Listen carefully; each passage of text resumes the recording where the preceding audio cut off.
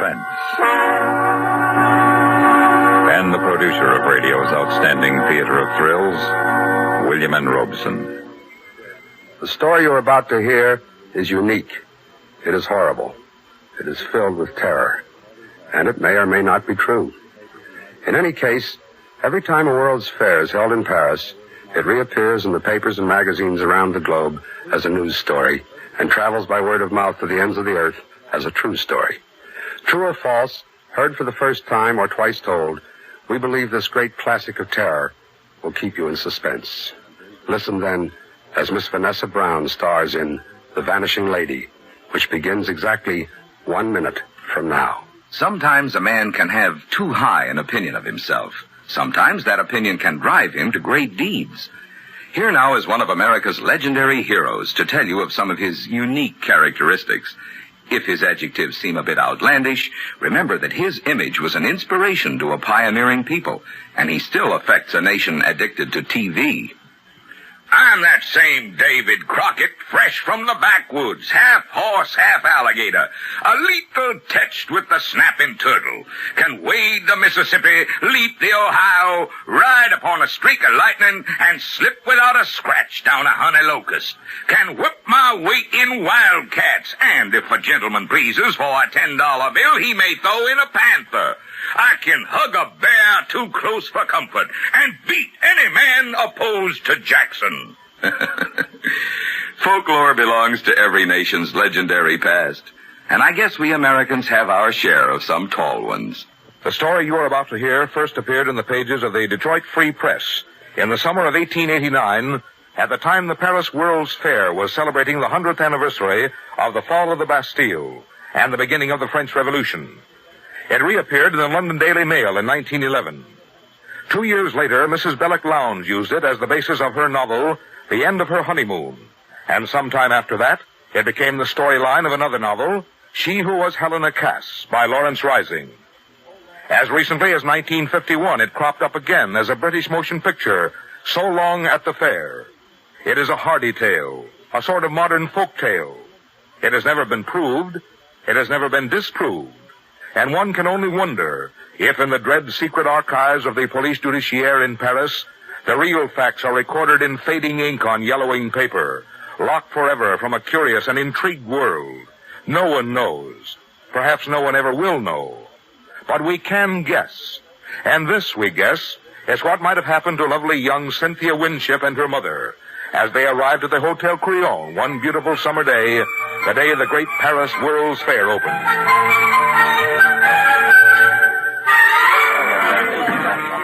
Bonjour, madame. Puis-je vous aider? I don't understand French. Is there anyone here who speaks English? Mais bien sûr, madame. What can I do for you? Oh, well, my daughter and I have just arrived from Marseille. We're on our way home from India. And we... Oh, I am afraid, madame, we cannot accommodate you. But you must. I'm not feeling at all well. And I telegraphed ahead for a reservation. Ça, c'est différent. The name, please. Oh, Winship. Mrs. Winship and daughter. Mrs. Winship. Ah, yes. And it is indeed most fortunate you did telegraph, madame, for you I have reserved the last room in the hotel. Oh, I'm so relieved. Would you be so kind as to register? Yes, of course. Here's Cynthia, my dear. You may as well learn how to do this for yourself.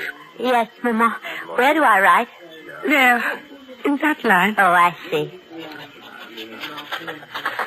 Voila. You are fatigued from your journey, yes? I should have the boy show you to your rooms at once. Chasseur! Chasseur! Oui, monsieur. Madame et Mademoiselle Winship à numéro 342, tout de suite. Tout de suite, monsieur. These are your baggage, madame? Yes. These 6. Voilà le bagage, 6 pièces. This way. Keep your eye on that porter, Cynthia. Don't trust these Frenchmen. I don't think you'll make off without things, Mama.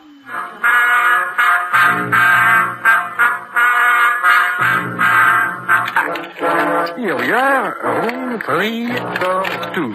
Entrez, madame. Oh, what a lovely big room. Look, and the park out there. Oh, that square with the statues in it. The ladies désirent quelque chose encore? No, thank you. Here. Ah, merci, madame. Thank you, ladies. Oh, Mama, it's like something out of a book. Yes, my dear, that's just the trouble with Paris. On the surface, it's so attractive. But underneath, it's evil. The furniture, the gilt clock, oh, this lovely marble table. Oh, Mama, everything is so French. Now, they're very glad to be where everything's so English by this time tomorrow. Now, come away from that window and help me get him to something comfortable. There's a dear. Yes, Mama. I don't know when I've been so tired. I just can't seem to catch my... Oh. Mama. What's the matter? Mama. Mama, speak to me. Here, I'll get you up in the bed. There. And I'll loosen your corset. Here, Mama. Here are the smelling salts. Now breathe deeply, Mama. Mama! The telephone. I've got to get a doctor. Hello, j'écoute. Hello, operator. Will you please send a doctor up to room number... No, let's see. Number 342. Pardon? Qu'est-ce que mademoiselle désire? Will you please send a doctor to room number 342? Je ne comprends pas. Qu'est-ce que mademoiselle désire? A doctor. Ah oui, un docteur. Oui, mademoiselle, tout de suite.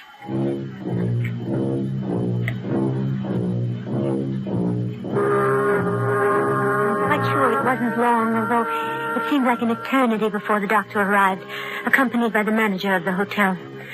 To my great relief, the doctor spoke English.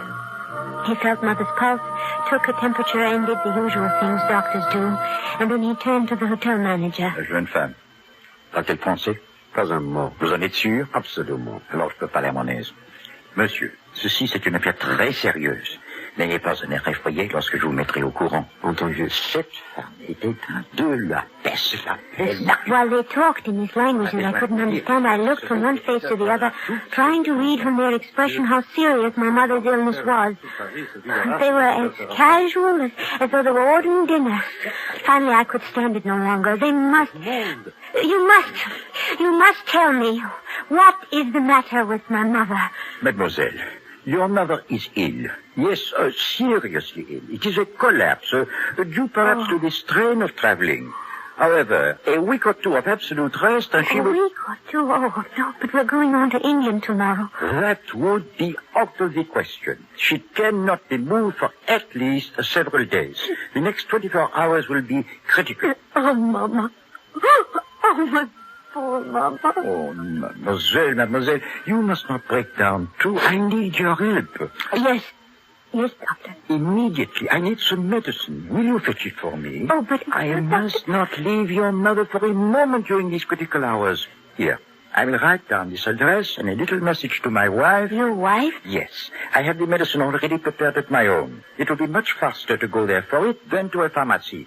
There are very few chemists who have the ingredients. But couldn't you telephone? Alas, mademoiselle, I have no telephone. Or a messenger, perhaps? Mademoiselle does not know Paris, en fait. With the exposition opening, nowhere can you find a reliable messenger. They are all selling souvenirs. No, mademoiselle will accomplish the errand more rapidly herself. Here is the address, mademoiselle. 24 bis Rue Val-de-Grâce. And here is the message to give to my wife. But I don't know Paris at all. I'm a total stranger. I am sure the manager here will give the necessary instructions to the coachman. But certainly, if mademoiselle is ready. Before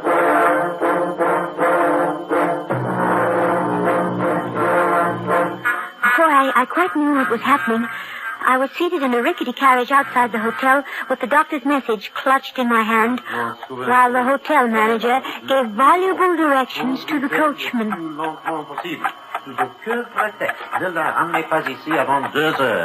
Compris? Oui, je comprends. Bon, it is arranged, mademoiselle. Jacques is one of our most trusted coachmen. He will get you to the doctor's house and back in safety. Thank you so much, sir.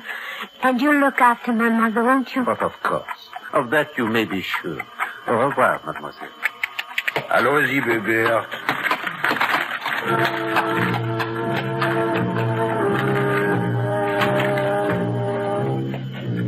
completely helpless. Alone in a foreign city where no landmark was familiar and the language a gibberish to my ears. In the charge of an evil-looking coachman driving an ancient carriage at snail's pace, up and down endless wide boulevards, across traffic-choked squares, knowing that my mother's life might well depend on the speed with which I accomplished my errand. Driver, can't you go any faster? This is a matter of life or death. On fait ce qu'on peut, mademoiselle. Elle est vieille, mon cheval. Mais elle marche.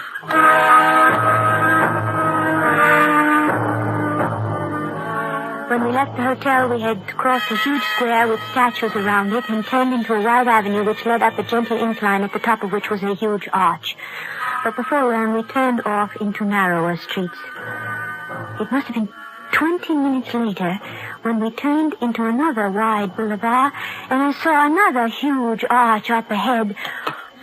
Or was it the same arch? Coachman! Oui, mademoiselle. Haven't we passed that arch before? Regardez, mademoiselle. Voilà l'Arc de Triomphe. Et voilà la Tour Eiffel. I don't want a sightseeing tour. I want to go to this address directly. Don't you understand? Now, please, take me there at once. On fait ce qu'on peut, mademoiselle. Soyez tranquille. Paris est une grande ville. At last, we turned into a narrow street and pulled up before a grim gray house. The blue enamel sign on the wall read 24 bis. I jumped out of the cab almost before it stopped, rushed up the 3 stone steps, and pulled at the bell knob. Oh, hurry. Bonjour, mademoiselle. The doctor sent me for some medicine. Monsieur le docteur n'est pas ici. Here, read this. Retenez cette jeune femme aussi longtemps que possible. C'est de la plus haute importance pour l'avenir de Paris et même de la France. Entrez, mademoiselle. Thank you. Quand vous ne pourriez plus la faire attendre, donnez-lui une bouteille de pastilles inoffensives. Je vous en prie. The doctor's wife stood there reading and rereading the note as though she didn't understand it until I thought I would scream. Please, hurry. Get me the medicine. Look, it's my mother. She may be dying. I must get back to her. Please, hurry. Asseyez-vous, mademoiselle. She pointed to a chair. Attendez. And slowly walked down the hall and closed the door behind her. I waited and waited, and I began to wonder.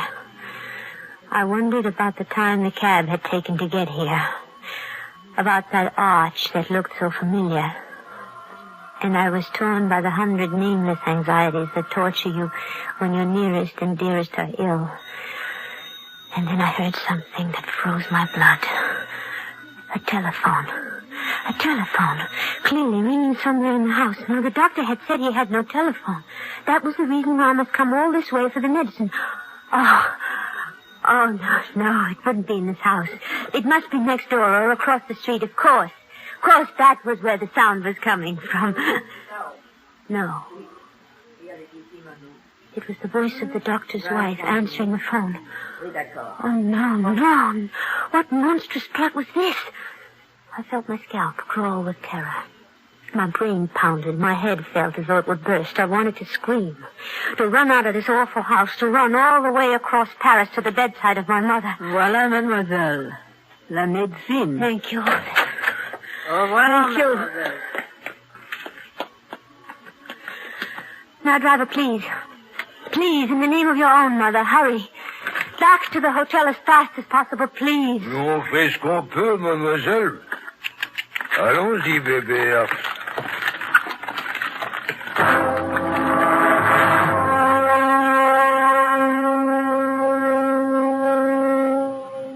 In a moment, we continue with Suspense. Do you know the Social Security benefits to which you will be entitled when you separate from the service and take a civilian job? Here's a tip from Social Security. Roger Clark had a Social Security card, sure enough. But Roger lost it. It's not important, said Roger. I don't need the card. I'll never forget that Social Security number as long as I live. So, as Roger worked here and there, he rattled off his number incorrectly. And there was all kinds of trouble getting things straightened out so Roger's earnings could get on his Social Security account.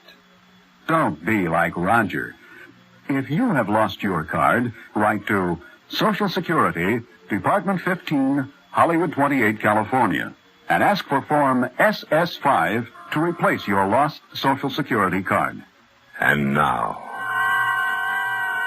we continue with The Vanishing Lady, starring Miss Vanessa Brown. A tale well calculated to keep you in suspense. I pleaded with the coachman. I begged him to hurry. I explained to him in tears that my mother was desperately ill.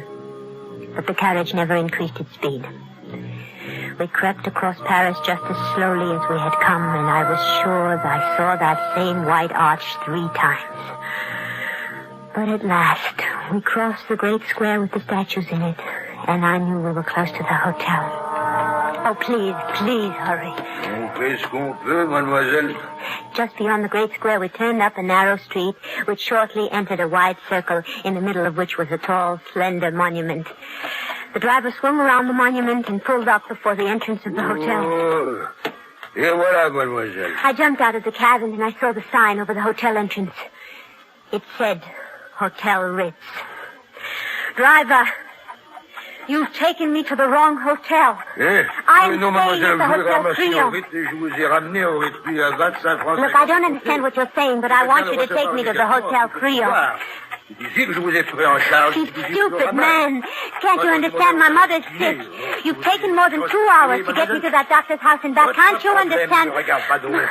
Si vous auriez l'amabilité de me payer les 25 francs 50, I looked around me. voir que vous A small group of passers-by had stopped and were listening curiously to the argument, and then they joined in, taking sides.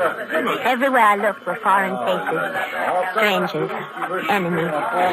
And then, shouldering through the crowd, I saw a young man in tweed with a pipe clamped in his teeth. And before he had a chance to speak, I knew help had come. I say, are you having some trouble? Oh, thank heavens, an Englishman. Yes, that's right. Now, what seems to be the matter? I told him as rapidly as I could. He paid the mulish cab driver, popped me into another cab, and 5 minutes later we walked into the lobby of the Hotel Creole.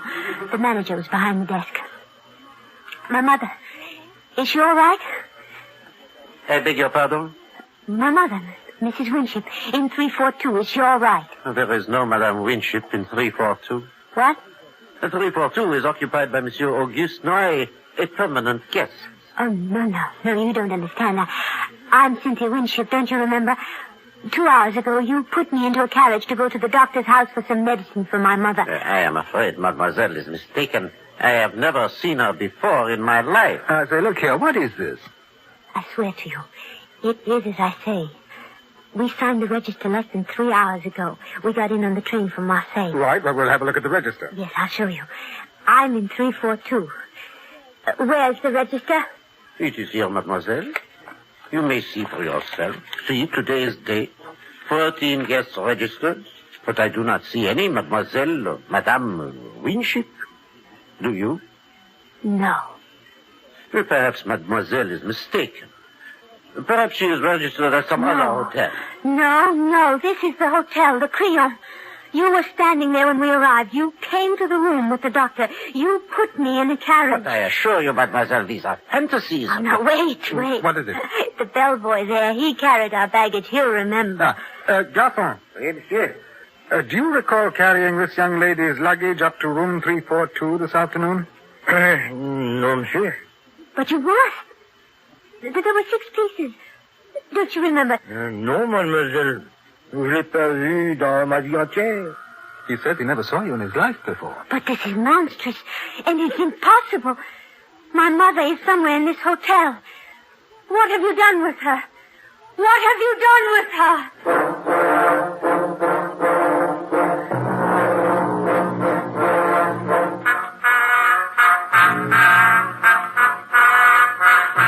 Well, now, how do you feel, Miss Winship?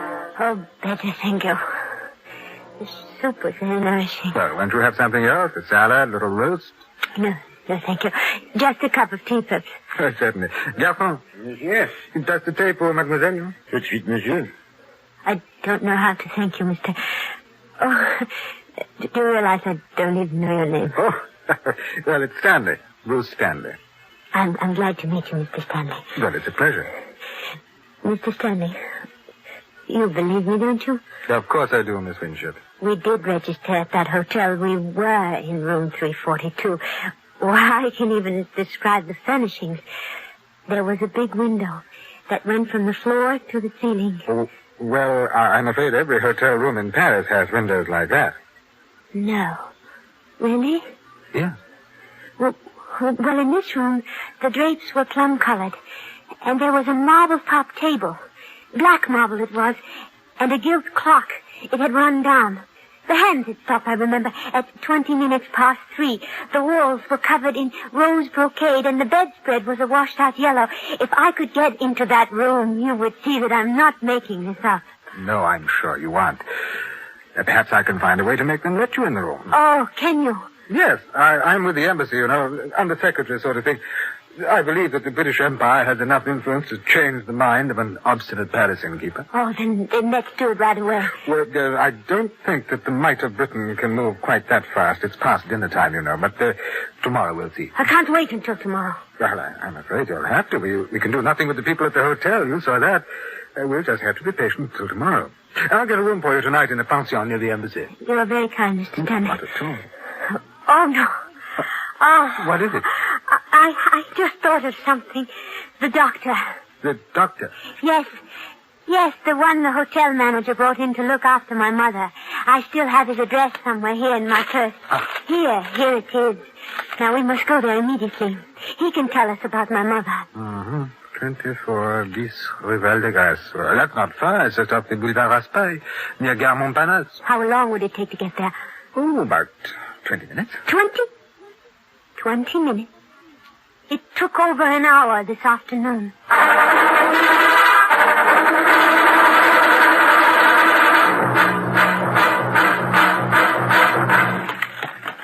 Oh, et voilà, monsieur, 24 bis Rue Val de Grace. Well, here we are. Yes, this is the place. Attendez une minute. D'accord. The house is dark. Well, it is quite late. I don't care. We've got to find out tonight.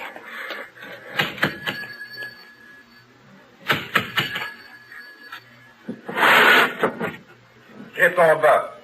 Where is he? Oh, he's there at the upstairs window. Monsieur le docteur, c'est Mademoiselle Winship. Elle veut vous questionner de sa mère. Je ne connais pas une demoiselle Winship. Says he doesn't know you. Oh, but he must. Doctor, don't you remember this afternoon? You sent me here to your house for medicine for my mother. Je comprends pas l'anglais. Says he doesn't understand English. Oh, the liar. He does. He speaks perfect English. Je vous conseille d'interrompre pas le sommet des gens reputables et vous en allez avant que j'appelle la police. I'm sorry, Cynthia. Oh, Bruce, what am I going to do? What am I going to do?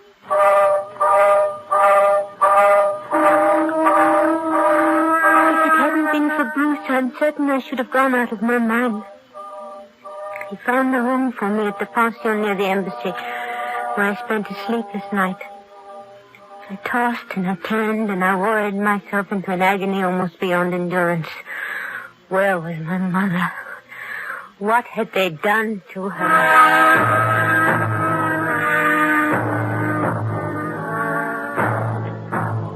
Bruce called for me at 10:30 this morning and took me back to the hotel. To my surprise, the attitude of the manager had changed completely. But of course, mademoiselle may inspect room 342. We are only too glad to convince mademoiselle that her mother is not and never was in the Hotel Crillon. I personally will escort you to the room. This way, please, to the ascenseur. Oh, Bruce, that terrible man, that horrible... Now, Cynthia, don't worry. We'll get to the bottom of this. Après vous, monsieur, dame. Now, remember, Bruce, what I told you last night. You'll see. Plum-colored drapes, black marble top table, rose walls, and a gilt clock with the hands stopped at 20 minutes past 3. You'll see. Yes, Cynthia. Voilà le troisième étage. This way. It was room 342. You wish to see, mademoiselle? Yes, that's right. Third door to the right. So, here we are. You see, Bruce, I know where it is. Yes, my dear. Voilà. Enter, please. Now, Bruce, you'll see the yellow bedspread and... Oh, no. Not quite the room you just described in the elevator, mademoiselle. The drapes are royal blue. No. A little dusty, I feel. I must have this room renovated. There is no marble-top table. No. The clock, as you notice, is running. No. And right on time, it seems. The walls are not rose brocade, but yellow flowered wallpaper. No. No, my dear mademoiselle, you see how thoroughly mistaken you are. No.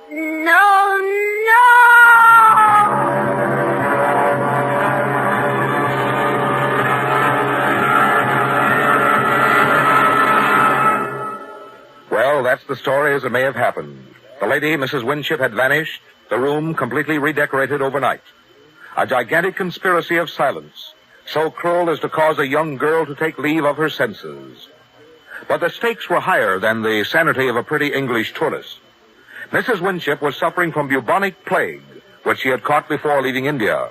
The doctor had recognized the symptoms at once, recognized, too, that she had no more than an hour to live. He had purposely sent Cynthia on a fool's errand. The hotel manager was in on the conspiracy, and the cab driver, and soon the British Embassy, the Quai d'Orsay, and the police judiciaire.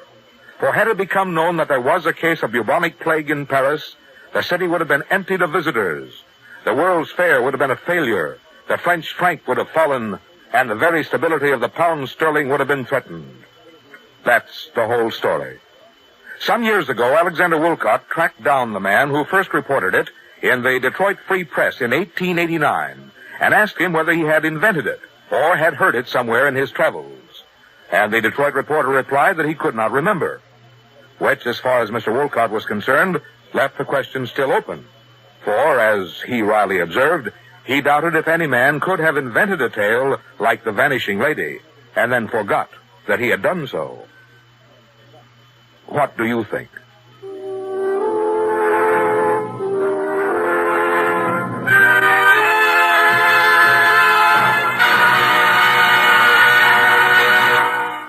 Suspense, in which Miss Vanessa Brown starred in William N. Robeson's production of The Vanishing Lady, based upon Alexander Woollcott's version of the legend and adapted for radio by Mr. Wilson. Listen again next week when we bring you another tale well calculated to keep you in suspense.